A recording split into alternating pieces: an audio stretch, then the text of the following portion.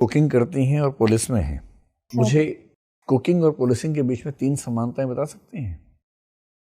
या कुकिंग करते हुए कुछ आपको रियलाइज हुआ और पुलिसिंग में आपने यूज़ कर लिया उस चीज़ को?